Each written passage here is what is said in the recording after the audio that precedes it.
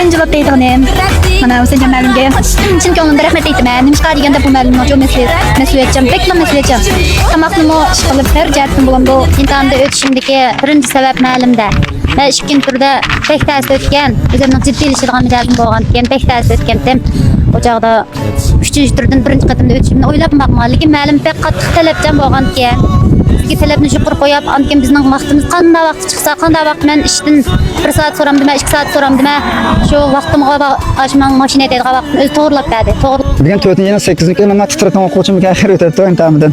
Men o'quvchimiz menga haqiqatan zad meshbek yaxshi bo'lib qolib, birinchi imtihon rost qolib qoldi. Qolib qolib ayb emas. Men o'tdi lekin o'sha nima uchun qolib qoldi deganda, bu o'quvchimiz ancha-muncha ham bek yaxshi edi lekin yaxshi sababdan imtihondan faqat jinsi sababni o'sha titratni bilan bu tuzatib o'zlikda biz qolib qolgan kichkina texnik cho'nq sababdan yana bizni bilan o'tdi 10 numarni biritib yan to'xtashda 90 numardan chunki shu sizlarga to'xtash kerak biz markaz 10 numar biritib olgan gapim quloq tushun to'g'ri va 3-chi imtihonda o'tib qanday ta'sir qilganimiz yo'qsiz deb aytgan boshqa.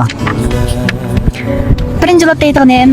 Mana o'sha ma'lumga chin ko'nglimdan rahmat aytaman. Nimishqa deganda bu ma'lumni jo mas'uliyatchan, bekla mas'uliyatchan. Tamoqni ish qilib bir jihatdan bo'lam bu armonimni aram qilmay. Edigen demey, keş demey. Şuna çıkıp bizi ügütüp qildi. Mesela edigenlerim uyqusunu buzub bizning balda qo'pab chiqib bizni ügütüp keşlerim şu. Men ishlayotqashqa. Keşden ishdan keyin kelsam mo, nishmadim, ma ig bo'lib o'tkazib qo'ydi. Ish qilib chin ko'nglimdan rahmat aytaman ma'lumga patatlar. Siz men siz Daliqqa ish qilib qanday o'quvchi bo'lsam, ma'lumni tuygan qilma. Bu ma'lum respektla mas'uliyatchanlik bab ma'lum. Rahmat. Ben valla bilib tursan, alqa o'sha ishkin yo'l so'zlab men o'quvchimiz shu titrapangni chiqqan. Lekin men o'quvchimiz bekmesh qilishim, so'zlab men lekin shu tuzilgan bilan eng chiqib o'quvchim shu lekin faqat qapab o'ylabsam maydan qolib qolgan. Lekin ishkin qilmoqda texim tutish, texim birazdan tushlar bo'lib ketdi. Shundan zada birinchidan fursatlar o'tdi. Onu qasdan men to'xtab biritish orqali. Yalla menda oxirgi orzuga yetdik shundami? Muborak bo'lsin sizga. Deysiz. Men o'quvchimizlar faslamish yana shahardan kelib, menga o'quvchimizda birinchi qatimliq ham fursatda 80 numardan birinchi fursat qoldi. Ikkinchi qatimliqda 90 numarlar o'tibdi. Yallam o'xshash 10 numarni yan to'xtashda ba'dingizmi? 10 numar yan to'xtash berib o'tgan bo'libdi. Chunki bizning balans asosan 10 numar biretona deyman. 10 numar talish sababini nurg'on qolib o'qishim menomi bor. Sizlar shu.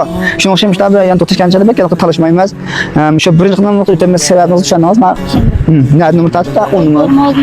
Chal qo'yib 10 numar. Chiroqni o'chirib mashinada. Mush sababidan ham 10 numardan 80 numar tushibdi. Ben ishkan fursat yaxshi deb o'tibdi. Ama o'quvchimizmi shu bek tirish qilib jiraqdan ishlab turib, barabag'im vallahi jiraq xizmatdan ishdan tanib Hamda birinchi lot bu imtihonda o'tishimdagi birinchi sabab ma'lumda. Va ikkinchi turda pek ta'sir o'tgan, o'zimning jiddiylashadigan mijolim bo'lgan ekan, pek ta'sir o'tgandim. O chog'da 3-chi turdan birinchi qatimda o'tishimni o'ylab maqman, lekin ma'lum pek qattiq talabchan bo'lgan ekan.